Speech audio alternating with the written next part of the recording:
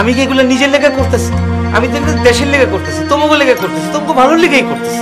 আরে সবচেয়ে বেশি খুশি লাগবে আমার, আনন্দে আমার প্রাণটা ভরে যাবে। তোদের বাপ মা আমাকে যে মন থেকে যে দোয়া দিবে এটা কজন পায়?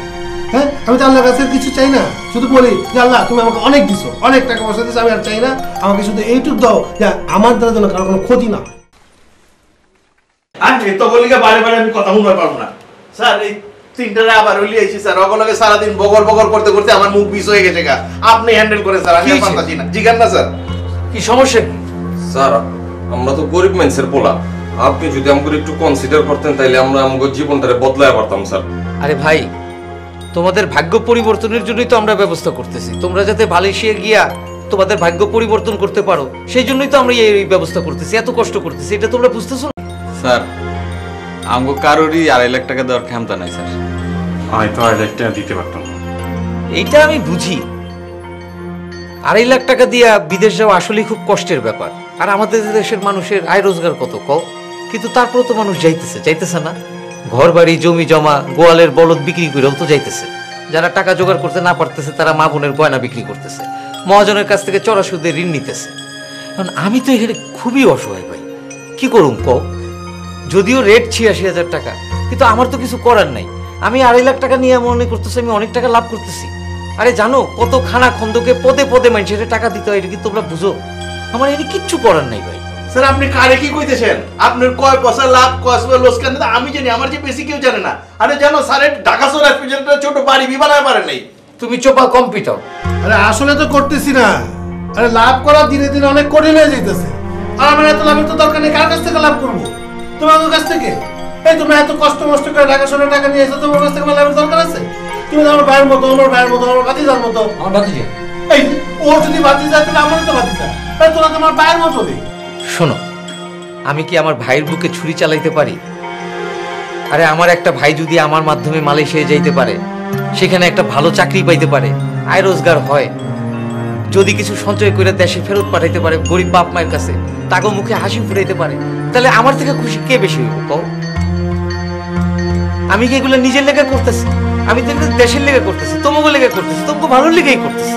আরে সবচেয়ে বেশি খুশি লাগবে আমার, আনন্দে আমার প্রাণটা ভরে যাবে। তোদের বাপ মা আমাকে যে মন থেকে যে দোয়া দিবে এটা কজন পায়? হ্যাঁ, আমি তো আল্লাহর কাছে কিছু চাই না, শুধু বলি যে আল্লাহ তুমি আমাকে অনেক দিছো, অনেক টাকা পয়সা দিছো, আমি আর চাই না, আমাকে শুধু এইটুক দাও যে আমার দ্বারা যেন কারো কোনো ক্ষতি না হয়। ঠিক কিনা? এই তোরা বিদেশ যাবি, বিদেশ গিয়ে টাকা পয়সা কামাবি, টাকা পয়সা কামায় দেশে বাপ মার কাছে পাঠাবা, সেই বাপ মা যে তোমাকে দোয়া দিবে, সেই দোয়াটা কি তুমি একা পাবা? সেই দোয়ার ভাগিদার কিন্তু আমিও, আমাকেও সেই দোয়া আমাকে দিতে হবে, কারণ আমি তোমাদেরকে সেই সহজ পথে নিয়ে গেছি। ঠিক কিনা? আর একটা জিনিস আমি সবসময় বলি, এই কিসে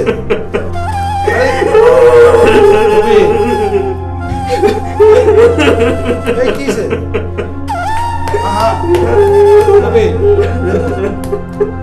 হ্যাঁ, কান্দে না কান্দে না, হ্যাঁ দাঁড়ো দাঁড়ো দাঁড়ো,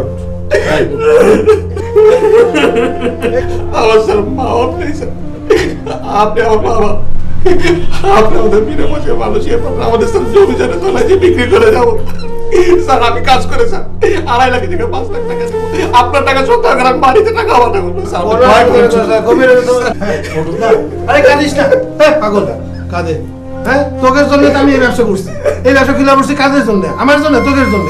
তোদের তুই 10টা মানুষের উন্নতি হবে, তোরা বিদেশ দেশের জন্য কিছু উন্নতি করতে পারবি, দেশে টাকা পয়সা পাঠাইতে পারবি, এটাই তো আমি চাই।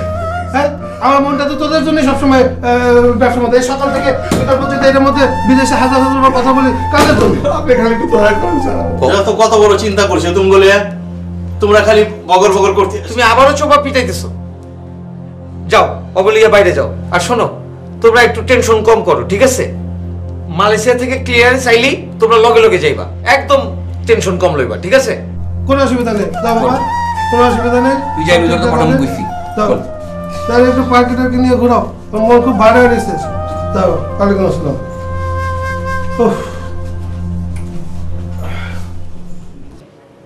খালি চোপা পিটাই।